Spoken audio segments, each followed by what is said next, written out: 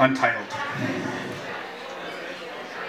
Guatemalan men congregate by the dryers.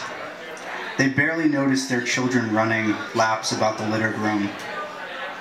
An Asian American man with a singed beard tugs his son back and forth in a cart. He giggles when his boy's face comes close to his.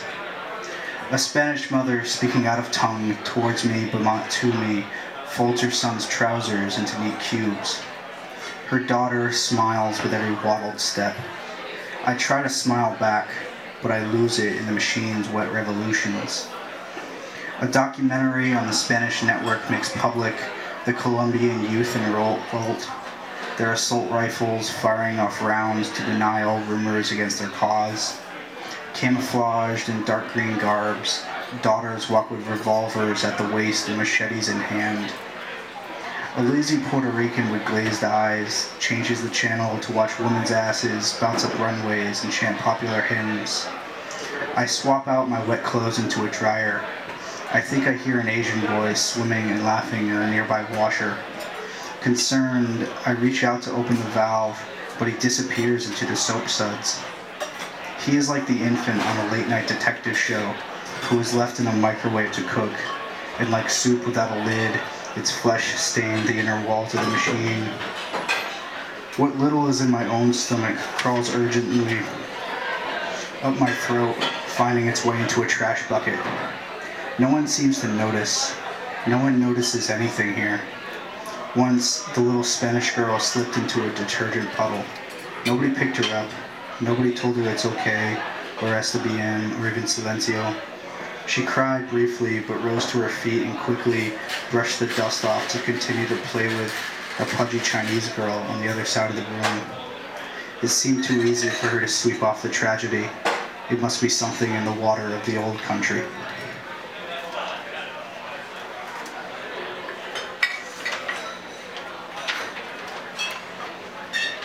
In defiance.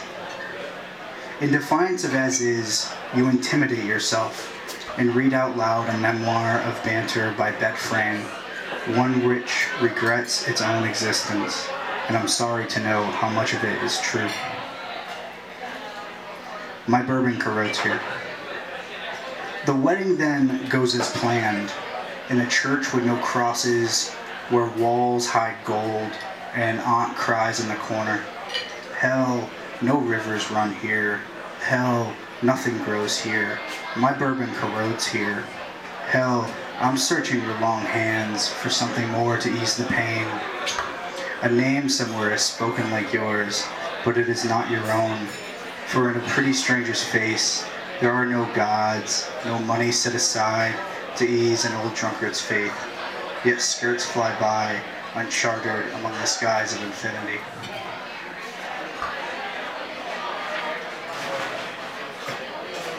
This is a short 7-part poem. I'm not going to read the 7 parts because it gets really obnoxious. I've seen it. The dead grovel in the vines of no man's land. How is it buried men call out to the deep night?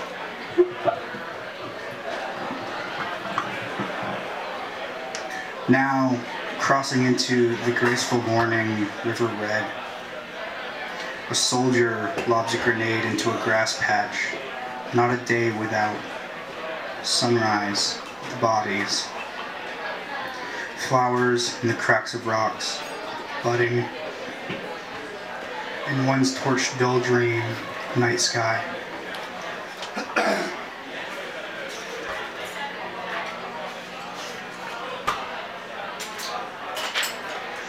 I wasn't going to read this poem, but my younger brother showed up tonight and I wasn't expecting that, so I'm going to read this. It's about his dog. Wanting in Rochester. My father's pit bull crams his nose up its ass. It's the only funny line I've ever written. It's great. My younger brother searches the corner of the couch for a treat. Somewhere along the river Lethes, a drumstick is banging for anyone's attention. The intrigued pup's whimper is that of a scratched leather drum.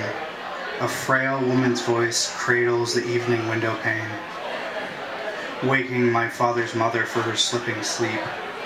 She cries out as she reaches Lethe, but the dog barks over her in the quiet of the cold wood floor.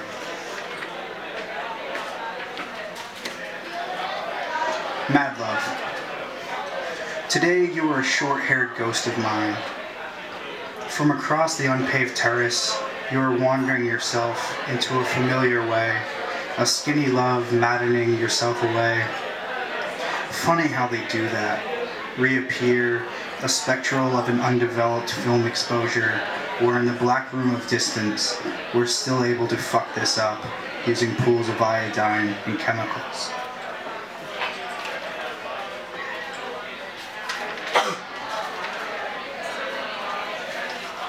Minus. So many sets of legs breaking into the earth. Beneath them, when the warm bough splits, where reason and choice slips off their dust path, Earth's collapse guesses what's to happen next. The sky is to stay white, and the air still alive, with deflowering noise. The waters hiccup. One last ring of waste, hell exhales up towards us, and not much else.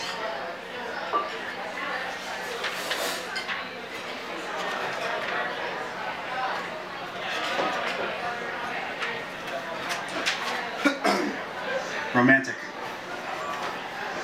Romantic natural curtain of black, closing over the sun's rays for days.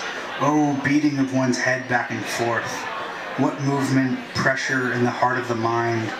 When I was 16, I shook with it. I shook each step beneath it.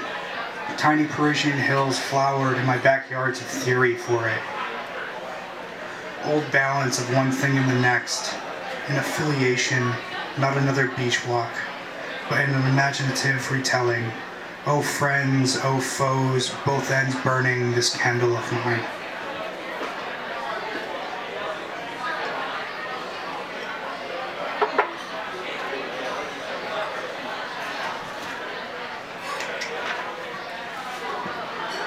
This is a poem about spring, which I wish it was spring now and not going into winter. An interest of May. For you, who spoke to me in the small of my room of the problems we'll face by dating another. December. A sadness in you I always knew in me. A soft wind drools over the cracked windows. The shutter speeds of something flickers. Where are my eyes? Over on the windowsill, fogging over. I place them on my nose, sit alone at the kitchen table, take bong rips to fall asleep. Outside, the mud beside the porch we piss off, rats scuttle by my ears. Days you first say you'll go away, turn into more days. Talk sours. The red is the hue not necessary, just is the red in my face, my arms, beer belly. Red strand on back of blue shirt, back in Alston, left alone for some red, returning for some more flavor, PBR and tequila. March is the same as December, warm with the weather, the conversation lining the front room, walled by what should be talked and what is talked. Of you who urge to speak with me, I have little to say, but of you who I urge to speak with, a little decay in interest of May.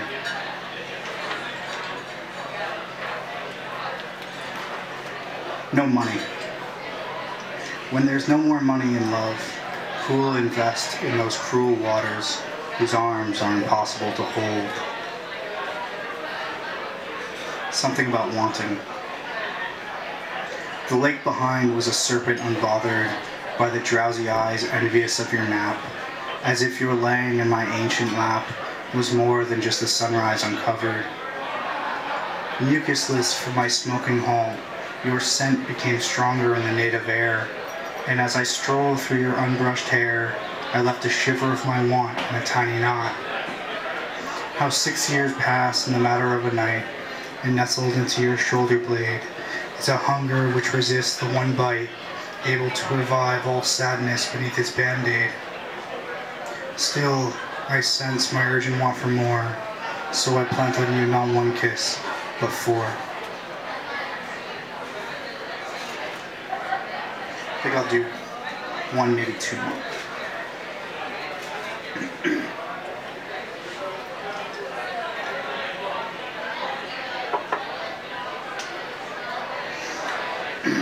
This is based off a painting that a buddy of mine did.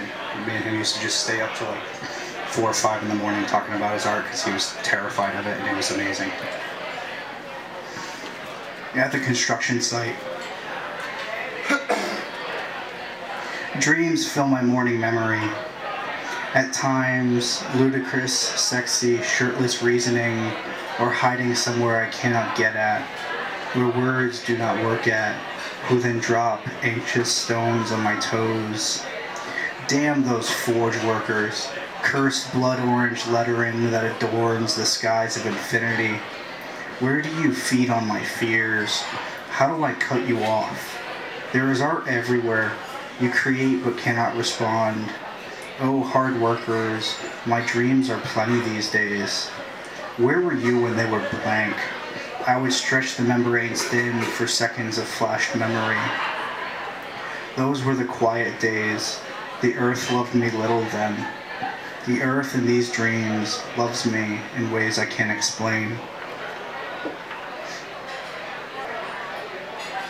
Whether right or wrong, knowledge, which creates the deceptive curl on one's fantastical face, is smoking its way onto the familiar backdrop of paradise, while the comforts of ignorance slowly haunts our capability of knowing right from wrong.